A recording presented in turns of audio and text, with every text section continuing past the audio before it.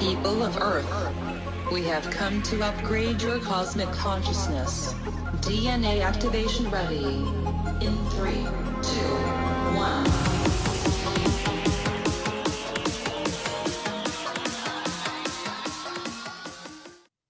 Hi, welcome to Q&A on Breakthrough Leadership. I'm Craig Anderson. And I'm Lou Quinto. Lou, it is time for another mailbag episode. Wow. I didn't realize we're doing them once a quarter, but apparently we're doing them once a quarter. Yeah, I looked at the schedule and we've done one a quarter. So yeah, this is our quarterly mailbag dip.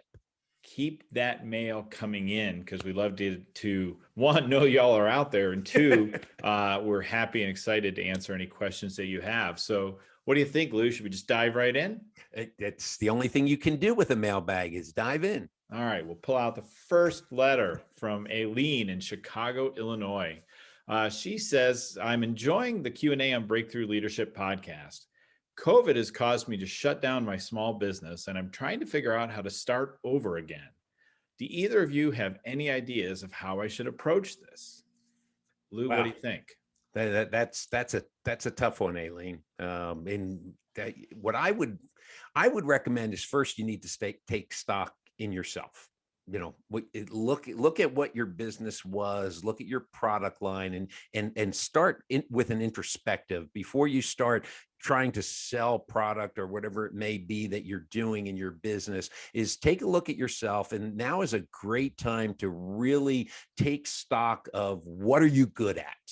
Are you good at selling? Are you good at marketing? Are you good in technology? Whatever it is that you're good at, and try to boil it down to just 2 or 3 things that you are good at that you can capitalize on. Because obviously, if you've had a business before, you've been successful. And so my recommendation is let's go back to the basics. Okay, what am I good at? And then taking a look at your products or your services and trying, instead of just doing a broad shotgun approach to everything, is really become narrow in your focus when it comes to the services or the products that you're offering and that demographic that you're looking at.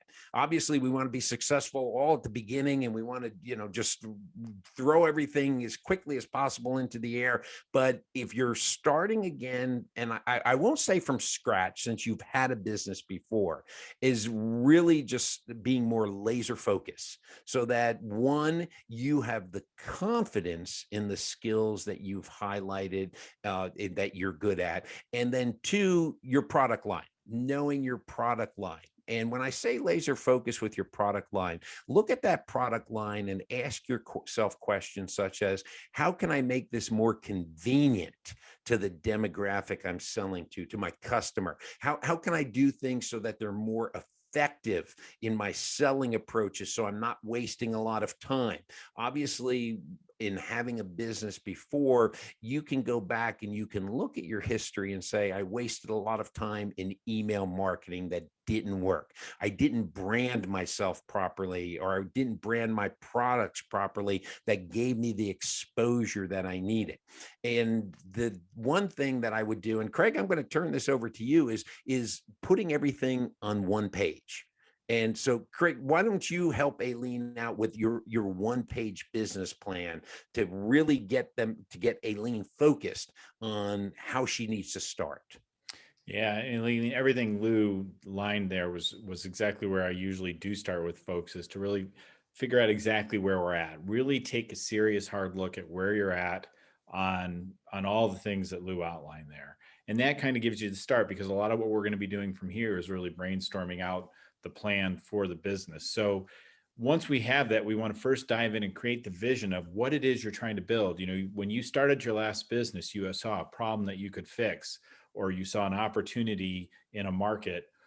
What is that opportunity that you've kind of pulled together out of your assessment of what happened before? Then really start to create and cast that vision for where you want that business to be in 3 years.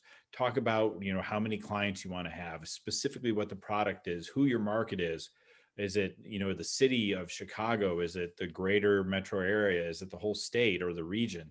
Really get specific on what it is you want your company to look like in 3 years and sketch that out. That's going to become your North Star that's going to help you make decisions every day because you know where it is that you're headed. Then step back into what your mission is, why the business exists. What is that problem you're trying to solve? How are you trying to impact people's lives and change things? And lay out what that is. That's going to give you the energy by looking back to the value of that mission to help move you towards that North Star, both in all, as if you've already built a business once, some of the challenges and hiccups that can hold you back. And that gives you that energy to move forward. Then we want to come back and say, all right, in year one, what are we hoping to achieve? What are the goals that we have that we can measure, that we can actually put on a graph for the business and identify what those numbers are that are going to tell us in year one, we've succeeded in the plan. And then dive into your strategies of how you want your business to be run. Things like, how are you going to source your product? How are you going to find customers? How are you going to hire employees? What kind of people you're looking for? Get really clear on that. And then that's going to help you to find the priorities of the work that you're going to have to do, because you're going to look at those objectives and say, all right, well, I need to be able to have these things to achieve them. So we know those become projects for you. When we look at your strategies of how you want the business to be run, you're going to see some things there as well that you're going to have to build to be able to execute your business that way. And those become your action plans, and you can prioritize those based on available resources, where they may fit in the order of how the projects are going to get done, and then lay all that out. And you'll have concisely on one page, just keep those very short. You really only going to have 5 to 7 objectives, 5 to 7 strategies, and 5 to 7 action plans, and really get focused on those and start moving down that path. And that's how you can start to build it once you've done that analysis that Lou outlined so well. Yeah. And the one last thing I'll throw in here, Craig, is important for everybody, but Aileen, primarily for you, is take everything one day at a time. I know, as being a former business owner, you want to immediately start projecting as far into the future as possible, and then you start worrying and you get anxiety and you stress yourself out. Take it one day at a time, 1 week at a time, 1 month at a time. After you've created that vision for the future, break those strategies down into daily, weekly, and monthly goals, so that this way you're not feeling overwhelmed in that I'm never going to make it to where I want to get. So that would be my advice. Best of luck, Aileen. Yeah. Okay. Okay. Our second, I have to laugh here. Our second mailbag letter here says, longtime listener, first time caller. So I guess this is in honor of Rush Limbaugh, who just recently passed away. Hopefully we're getting some of his listeners, since they don't have anything to listen to anymore. But this is from Gary in Atlanta. And Gary says, I own a small business, and I've made personal sacrifices to keep all of my employees during this COVID epidemic. With over 2 million people getting vaccinated every day and most people adhering to personal protection directives, I believe I see the light at the end of the tunnel. What should I be doing right now to prepare for business as usual when we get back to normal? Craig? Gary, that's a great question. I agree. I'm right there with you. I hope that we are seeing the light at the end of the tunnel. And as you're thinking about it, hopefully you've already put something of a plan together for 2021 of how you think your business is going to progress throughout the rest of the year. And if you haven't, go back to the answer we just gave for Aileen on putting together that plan. Then what I want you to think about is, as you're moving forward, realize that the plan is your baseline, and situations are going to change. Things are going to get, could get very busy. You may see shortages. It may get harder to get employees. Think through some of those scenarios and then prepare for them. Take some time to think through, as this thing starts going back to normal, what does that look like for your business? Where's the variability? And spend some time thinking of some scenarios on what you need to do for your business to adapt to those. Try to think 6 months into the future, 12 months into the future for the business. And what will be the signs that those things are coming to fruition, and which ways do you need to pivot the business so you can maximally take advantage of them? Or, some of these things like supply shortages, if we really ramp up really fast, could also be a challenge. So think about what you're going to do if that becomes the case. So think about your options, think about the different ways that things might go, and really start to brainstorm what you're going to do. So when they do happen, you're prepared, and they're not just suddenly hitting you in the face and you're scrambling because you really didn't conceptualize it. Lou? Yeah. My comment here for Gary is 2 things. 1, continue to be lean. You're lean right now during COVID, stay lean. And also, you've proved during this COVID time that you've been agile, and maintain the leanness and your agility as we get out of this situation where we can see that light at the end of the tunnel. Because when you come out, you want to be as physically fit from a business perspective as possible. And so you've had the opportunity to shed the pounds, so to speak, if I could use an exercise and weight analogy here. What? Don't you like my analogy? I know. I didn't see it coming. Yeah, but I think you need to, when coming out of this tunnel, you need to be as in shape as possible. So if you can go back and look at a previous episode we did with Rachel Lamb on processes, and she talked about eliminating all processes that are redundant, that are not income producing, that aren't efficient, and really focusing on those things that have helped you to survive during this COVID situation. So literally look in the rearview mirror. And even though it's been a tough road, you've made it to this point, and you've got to continue to see what worked and what do you need to continue to do in the future. But don't start creating a whole bunch of plans when we get back to whatever normal may be, but you don't create plans that are adding things on right now.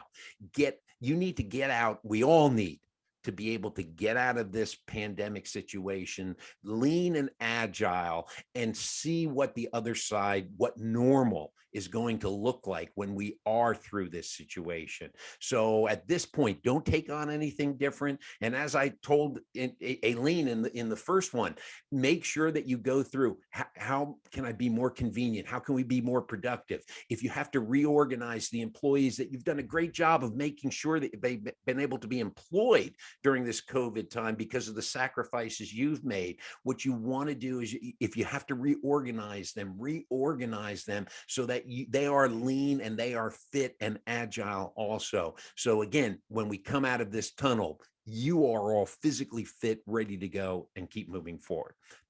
That's my Jack LaLanne advice.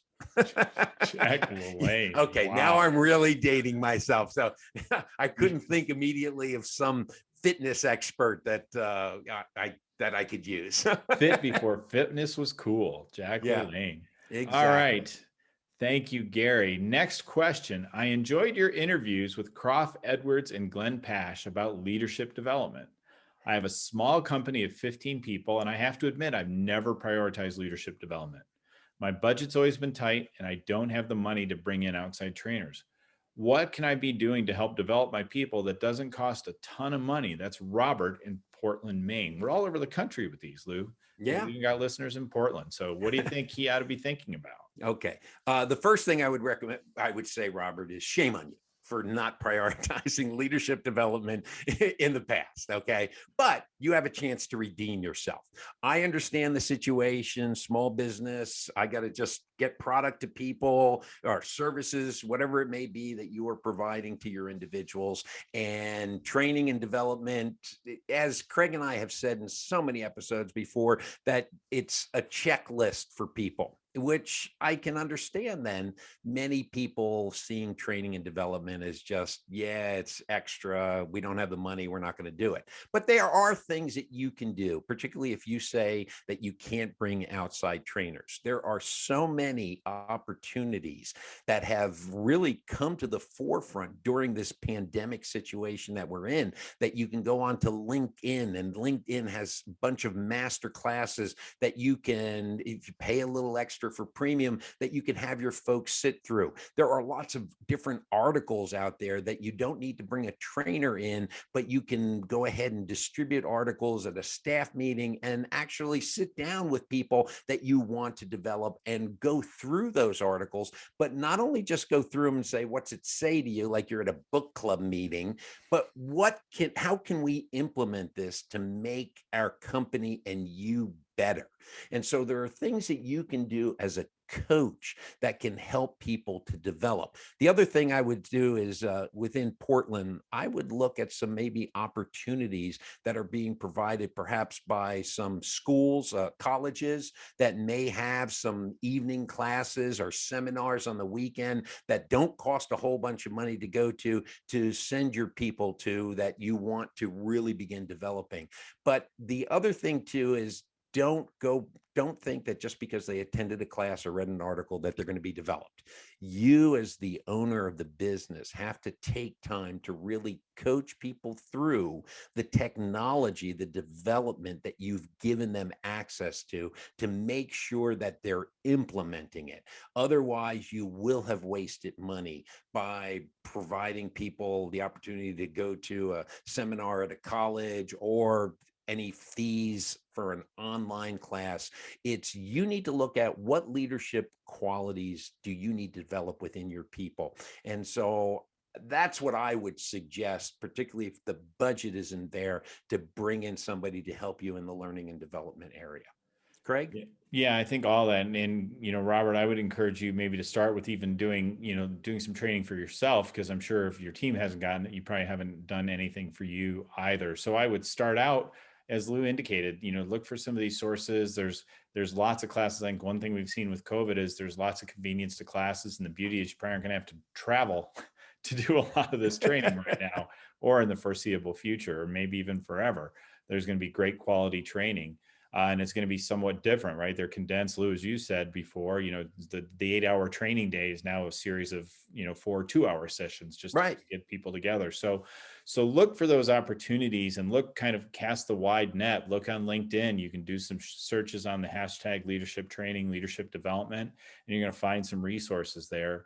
And then find those resources that work for your team. The other thing is I would talk to your team themselves and say, where are you struggling with leadership? How can, what are the areas in which you would like to develop, so you can really make sure there's things that are meeting both your needs as the owner of the business, but also helping them develop along the path that they want to go, and find that kind of Venn diagram where those cross over, and make that the priority. And it could be slightly different for every employee, depending on their role, depending on their interest, and depending on what it is you need.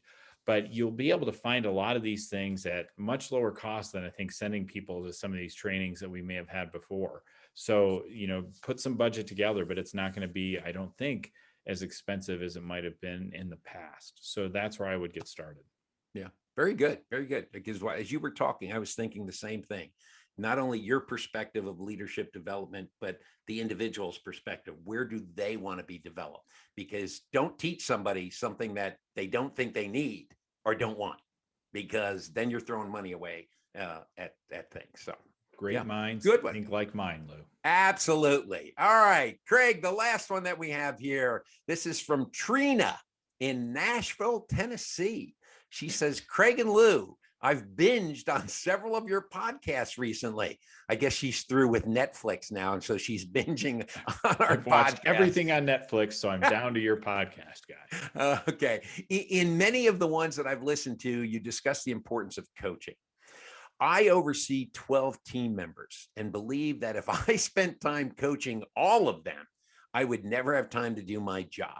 What tips do you recommend on how I can successfully build coaching into my daily responsibilities? Craig, I'm throwing this one to you. All right. Well, Trina, I think I would first say that coaching is part of your daily responsibilities. I read this and I'm reading between the lines in it that you think this is this big, overwhelming, I have to carve out 6 hours a week to do one-to-one coaching with my team. And in some ways you could choose to do that. But we've talked before on the podcast that every day, all day long, there are opportunities for you to coach and build up your employees. Catch your employees doing the right things. When they're doing the wrong things, catch that as well and deal with it quickly and positively to help you become more successful as their leader. Coaching is an ongoing process. It's an opportunity for you to interface with them. If it's 15 minutes a week, you can coach them. If it's an hour a week, you can coach them. But build out a process for yourself that allows you to provide coaching, feedback, development, in the moment for your employees. And then maybe you're only doing something maybe once a quarter. That's a big hour-long session for coaching, not a quarterly review. An opportunity to really sit down with them and think about where, as we just were talking about with Robert, what are the things they want to develop, where do they want to grow, which will help you further refine those smaller coaching opportunities you have throughout the day. So I think, one, take yourself out of this idea of coaching being this big, overwhelming thing, and really think about it as, how can I, throughout my day, in my interactions with my employees, coach them in the moment to become better and to become who they want to be and how they want to contribute to the company. Yeah.